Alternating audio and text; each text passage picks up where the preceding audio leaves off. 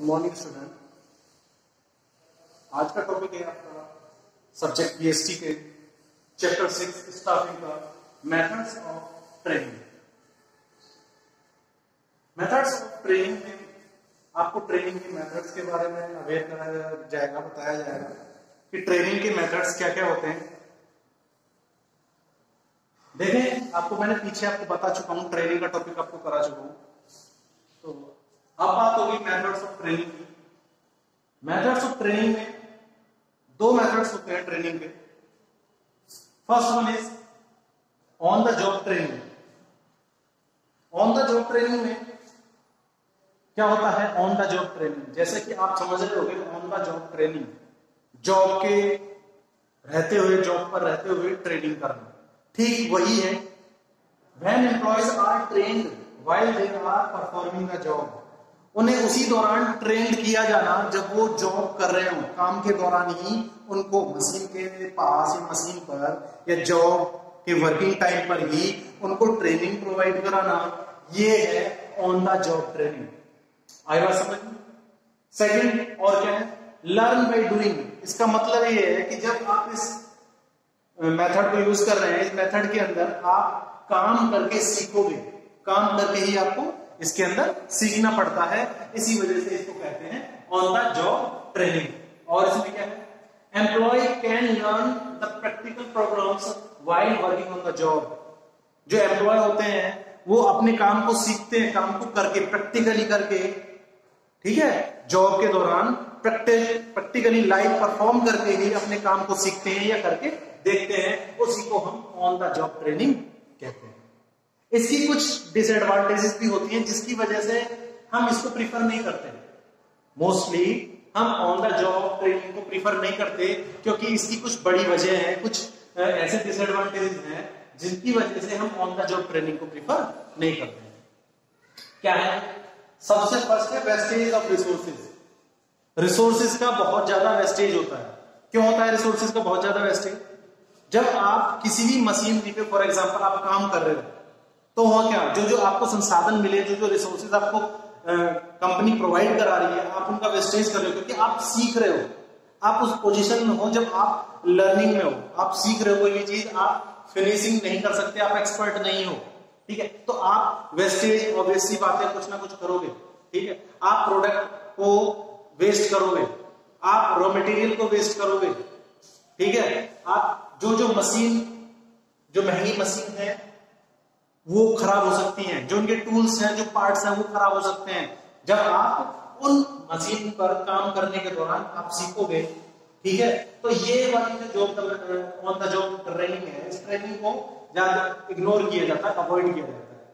Wastage of resources, ठीक है। Second है employees are dealing with expensive machinery, so this method should be avoided.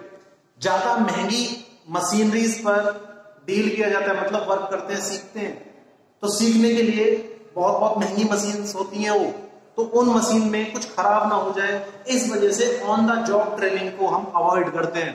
तो जब हम इसको अवॉइड करते हैं तो फिर प्रेफर किसको करते हैं? आइए, सेकंड मेथड है off the job training. Of the job training को सबसे ज्यादा प्रेफर किया जाता है, ठीक है। ऑफ द जॉब ट्रेनिंग में क्या होता है? Off the job training training the employee, जैसे कि आपको नाम से समझ में आ रहा है, हेडिंग से समझ में आ रहा है, ऑफ द जॉब ट्रेनिंग मतलब जॉब नहीं है तब उसको ट्रेनिंग दी जा रही है।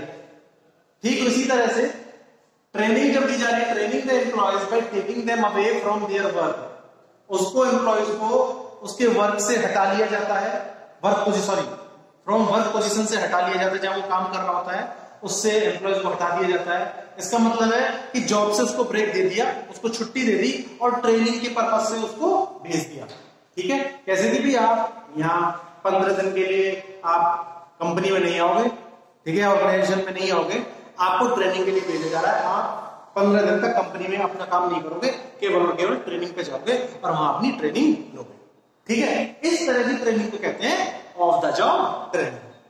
अब क्या क्या चीज है ये ट्रेनिंग, किस चीज के लिए सुटेबल है? ये ट्रेनिंग मैनेजरियल जॉब पोजीशंस के लिए ही सुटेबल है। जैसे बड़े बड़े मैनेजर्स को बड़े मैनेजर्स क्या, मैनेजर्स को ट्रेंड करने के लिए जो हम सेमिनार्स या कॉन्फ्रेंस करते हैं उस टाइम पे उसको कहते हैं ऑफ द जॉब ट्रेनिंग। ठीक है, तो मैनेजर्स लेवल के जो लोग हैं उनको ट्रेंड करने के लिए कॉन्फ्रेंसेस या सेमिनार हमें जो करनी पड़ती है उसको हम ऑफ द जॉब ट्रेनिंग कहते हैं। इस तरह की ऑफ द जॉब ट्रेनिंग ज्यादातर जो सुटेबल है वो मैनेजरियल एक्टिविटीज से रिलेटेड या मैनेजर पोजीशन से रिलेटेड जो ट्रेनिंग है उसको करने के लिए होती है। ठीक है, अब बात करते हैं common techniques of training under the on the job method. वो कौन सी कॉमन टेक्निक्स हैं जिनके हम ट्रेनिंग की किसके अंडर करते हैं, जो ऑन द जॉब मेथड के अंदर कौन सी कॉमन टेक्निक्स है वो ट्रेनिंग की। तो 3 कॉमन टेक्निक्स हैं यहाँ ट्रेनिंग की ऑन द जॉब मेथड करने के लिए। फर्स्ट है अप्रेंटिसशिप प्रोग्राम। अप्रेंटिसशिप प्रोग्राम में क्या होता है, जैसे कि मैंने आपको बताया लर्न बाय डूइंग। इसमें जो एम्प्लॉय होता है ज्यादातर ये अनस्किल्ड वर्कर के लिए होती है, जिनके पास कोई स्किल नहीं है, वो अपने काम को सीखता है। स्किल कब आती है उसमें, जो करता है। तो इसमें होता क्या है, इसमें एक मास्टर वर्कर होता है जिस जॉब को परफॉर्म कराने के लिए, ठीक है, मास्टर वर्कर या हम सुपरवाइजर भी उसे कह सकते हैं। ठीक है, वो मास्टर वर्कर क्या करता है, सबसे पहले तो वो वर्क करके टूल्स बनाना सिखाता है या वर्क करना खुद करके दिखाता है। ठीक है, जब वो खुद करता है वर्क को परफॉर्म, तो क्या करते हैं, जो कैंडिडेट होते हैं, जो एम्प्लॉयज होते हैं, वो उसको देखते हुए रहते हैं, वो सीखते हैं, उसको देखते रहते हैं। ठीक है, जब वो कर लेता है उसके बाद जो एम्प्लॉयज होते हैं वो उसको करते हैं और जो मास्टर वर्कर होता है वो उसको देखता है, ऑब्जर्व करता है। ठीक है, अगर कोई कमी होती है, ठीक है, तो उस कमी को वो दूर करता है एट ए टाइम जब वो सीख रहे होते हैं। ठीक है, और दूर करने के बाद वो बार बार उसको इसी तरह से रिपीट करवाता है काम को, किस पर, एम्प्लॉयज पर। तो इस तरह से जब वो लोग ट्रेंड हो जाते हैं, तो इस तरह से कुछ एग्जांपल्स आपको बताता हूं कौन कौन से होते हैं वो। जैसे कि आपने देखा होगा कि आईटीआई करने के बाद कुछ लोग जाते हैं, ठीक है, कुछ इस तरह का आईटीआई में देखा होगा इलेक्ट्रीशियन से करना, ठीक है, मैकेनिस्ट से करना, टर्नर से करना। तो इस तरह से जैसे प्लम्बर हो गया, इलेक्ट्रीशियन हो गया, आयरन वर्कर हो गया, ये सब क्या है, ये लोग करने के बाद ही सीखते हैं। मास्टर वर्कर इनको दिखाता है, करके दिखाता है, उसको देखते देखते ये सीखते हैं, और फिर मास्टर वर्कर इनको देखता है, ये लोग करते हुए रहते हैं। तब इस तरह से बार बार जब इसको रिपीट करते हैं तो इस तरह के प्रोग्राम को कहते हैं अप्रेंटिसशिप प्रोग्राम। आई बात समझ में? अब है एक इंटर्नशिप। इंटर्नशिप क्या होता है, ये एक कॉर्पोरेट और इंस्टीट्यूट, प्रोफेशनल जो इंस्टीट्यूट होते हैं उनके बीच एक एग्रीमेंट होता है।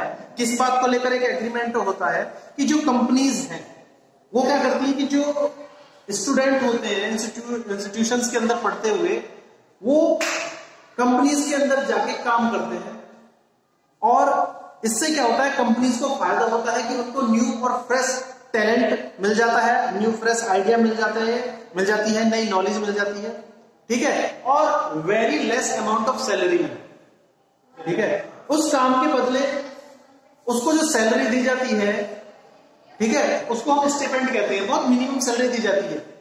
ठीक है, इससे क्या होता है कि जो ऑर्गेनाइजेशन है उसको उसका काम आसान हो जाता है, और जो एम्प्लॉय होते हैं उनको एक ट्रेनिंग मिल जाती है, जिससे फ्यूचर में उनको प्रैक्टिकल नॉलेज हो जाती है, जिसमें फ्यूचर में वो आसानी से आगे जाके किसी भी ऑर्गेनाइजेशन में काम कर सकते हैं। ठीक है, एक रियल वर्क सिचुएशन मिल जाती है उनको काम करने के लिए।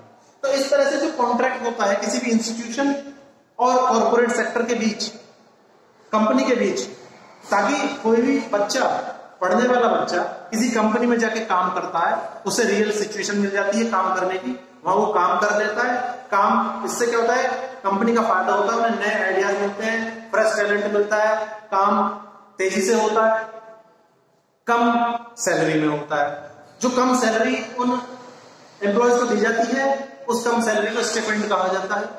ठीक है, और जो एम्प्लॉय है या ये स्टूडेंट होते हैं, उनको ये फायदा हो जाता है कि उन्हें रियल वर्क सिचुएशन में काम करने का एक्सपीरियंस हो जाता है, और इन फ्यूचर वो इस काम को आसानी से कर सकते हैं। ठीक है, अब है नंबर 3, इंडक्शन और ओरिएंटेशन ट्रेनिंग। जैसे कि पीछे भी मैंने आपको बताया, ये एक तरह से क्या होता है, ये प्रोसेस होता है ओरिएंटेशन प्रोसेस, मैंने पीछे भी बताया। Receiving end welcoming and employees, हम जब एम्प्लॉयज को रिसीव मतलब उनको जॉब पोजीशन प्रोवाइड करा देते हैं काम को लेकर, ठीक है, तो उसके बाद ओरिएंटेशन प्रोग्राम होता है कि हम उन एम्प्लॉयज का, कंपनी के जो एग्जिस्टिंग एम्प्लॉयज होते हैं उनका, उनके साथ एक इंट्रोडक्शन कराते हैं या एम्प्लॉयज का वेलकम करते हैं, ठीक है, ताकि इंट्रोडक्शन, ताकि उनकी एक तो जान पहचान हो जाए, ताकि जो साइनेस, ये जो नर्वसनेस किसी भी एम्प्लॉयज को होती है किसी दूसरी लोकेशन पे जगह पर जाने की, वो हट जाए। और क्या होती है, कॉन्फिडेंस आ जाए किसी भी न्यू एम्प्लॉय में, ठीक है, और वो जुड़ा हुआ महसूस करे, थर्ड पॉइंट जुड़ा हुआ महसूस करे, नए एम्प्लॉयज और पुराने एम्प्लॉयज के बीच एक रिलेशन बन जाए, इसलिए, ठीक है, कोई भी नेगेटिव एटीट्यूड ना आए, इस तरह का कुछ ओरिएंटेशन ट्रेनिंग या ओरिएंटेशन प्रोग्राम, इंडक्शन प्रोग्राम किया जाता है, ठीक है। बड़ी बड़ी ऑर्गेनाइजेशन के अंदर एक सेमिनार इकट्ठा कर लेते हैं, सेमिनार कर लेते हैं जिसमें पुराने और न्यू एम्प्लॉयज को इन्वाइट करते हैं, दोनों को साथ एक गेट टुगेदर हो जाता है, ठीक है। और छोटी ऑर्गेनाइजेशन में क्या करते हैं कि मैनेजर नए एम्प्लॉयज को लेके राउंड में निकल जाता है, सभी के साथ इंट्रोड्यूस करा लेता है, सभी को उनकी पोजीशन के बारे में, उनके एक्टिविटीज के बारे में डिस्कस कर लेते हैं। तो इस तरह से इंडक्शन और ओरिएंटेशन ट्रेनिंग कहा जाता है उसको, एक तो पार्ट है, ठीक है। तो ये जो कॉमन टेक्निक्स थी, ये थी ऑन द जॉब मेथड की। अब बात करते हैं हम popular techniques of training under of the job method की। ऑफ द जॉब मेथड की कौन सी पॉपुलर टेक्निक है? उस पॉपुलर टेक्निक का नाम है वेस्टिबुल स्कूल। वेस्टिबुल स्कूल क्या मतलब है इसका?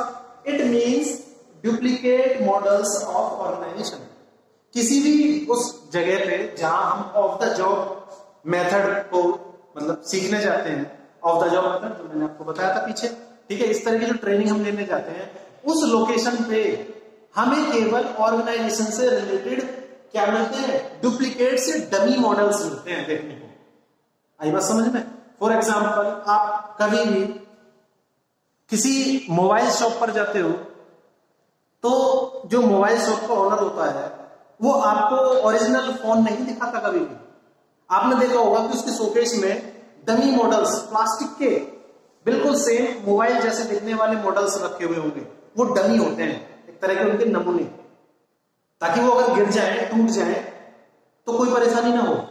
ठीक इसी तरह से हम of the job method vestibule school के नाम से वो प्लेस बनाते हैं, क्रिएट किया जाता है। जैसे जैसी मशीनरी, जैसे जैसे वर्किंग, जो भी रजिस्टर्स हैं क्लरिकल से रिलेटेड, चाहे रजिस्टर्स हो, चाहे प्रोडक्शन से रिलेटेड मशीनरी हो, चाहे परचेज डिपार्टमेंट से रिलेटेड रॉ मटेरियल हो, इस तरह की हर लोकेशन को डिजाइन किया जाता है एज ए डमी या डुप्लीकेट मॉडल्स में, और उस लोकेशन पे आके हम एम्प्लॉयज को उसी तरीके से ट्रेनिंग ऑफर करते हैं।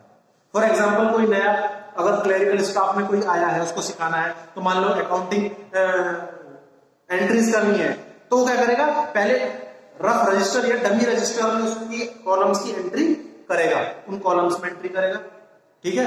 जब वो डमी रजिस्टर में सही से काम कर लेगा, तब वो क्या है? ओरिजिनल रजिस्टर में जाके उस एंट्रीज को पूरा करेगा, ठीक है। तो सेम हियर, इसी तरह से क्या होगा कि जो एम्प्लॉयज काम करके सीखते हैं, उनको उसी तरह से वो डमी मशीनरी प्रोवाइड की जाती है, और इसी तरह से रॉ मटेरियल, ताकि वो वेस्टेज ना कर सके, कोई भी खराबी मशीनरीज में ना पाए, ताकि जो महंगी मशीनरी है, ठीक है, उन महंगी मशीनरीज में कोई नुकसान ना हो, उनको रिपेयर ना कराना पड़े, ठीक है। लागत आएगी तो वो भी एक तरह से रिसोर्सेज का वेस्टेज है। आई बात समझ में?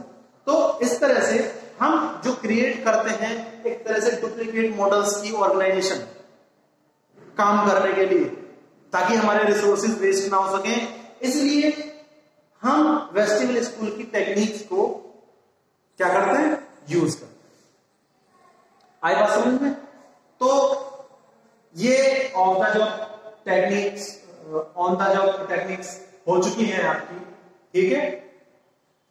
आज का ये लास्ट टॉपिक है बेटा इस चैप्टर का, चैप्टर 6, इसके बाद खत्म होता है। आपका होमवर्क है, उसके बाद होमवर्क नोट कर लीजिए ध्यान से, आप इसको भी नोट कर सकते हो।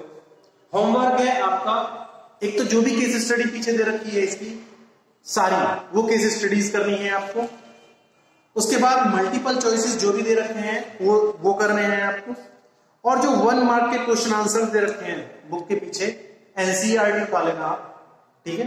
तो उन बुक्स में या जो बुक्स अवेलेबल स्कूल की तरफ से हो रही है वो बुक्स उठा लेना। तो इस बुक में से आप मल्टीपल चॉइस, 1 मार्क के क्वेश्चन आंसर और जो भी केस स्टडी है वो सारी पीछे दे रखी है, सॉल्व वाली भी है और अनसॉल्व भी है। तो अगर कोई भी प्रॉब्लम है आपको इसके रिगार्डिंग, आपको समझ नहीं आता है, तो आप मुझसे बात कर सकते हैं, ठीक है, मुझसे कम्युनिकेट कर सकते हैं अगर कोई भी बात हो, ठीक है। तो आज का टॉपिक तो ये है, ठीक है। फिलहाल इतना ही, होमवर्क याद रखना सभी को, अगर कोई प्रॉब्लम है तो आप मुझसे बात कर सकते हैं, ठीक है।